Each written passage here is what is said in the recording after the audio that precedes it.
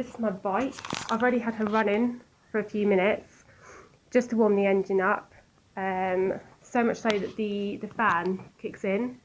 So now I've just killed the engine and I've loosened the oil reservoir bolt here, and I've taken off these little sections here that hold the tank in place. So I'm going to take out the drain plug in a second, drain the oil out of here. Once that's done, I'm going to take out the sump bolt underneath here and drain the oil out of there as well. Right, so it's actually going to prove quite difficult filming as I'm doing bits, so I'll just leave that there and hopefully you'll be able to see how it's going. So there will be a little washer as well with this, which you'll have to replace. Get another crush washer. There we go. So I don't know if you can see that.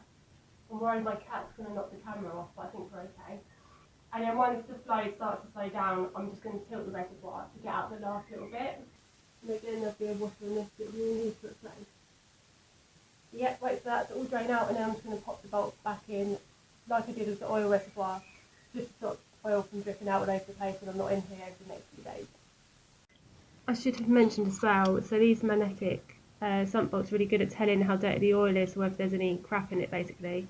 I just automatically wiped it off, but there were quite a few bits on top of this, and you can see that my oil is pretty thick black, so it's definitely a good time to be doing an oil change on her. So I can't do too much else today because I don't have the oil filter yet that I've ordered from Motorworks, along with the crush washers and some other bits. So I thought I'd just talk a little about some of the other things that I've taken off Monster. Firstly, I'll just say that it's really useful to have a Haynes manual. I do follow this quite a lot and take notes of any part numbers and things that I need as I'm taking bits off.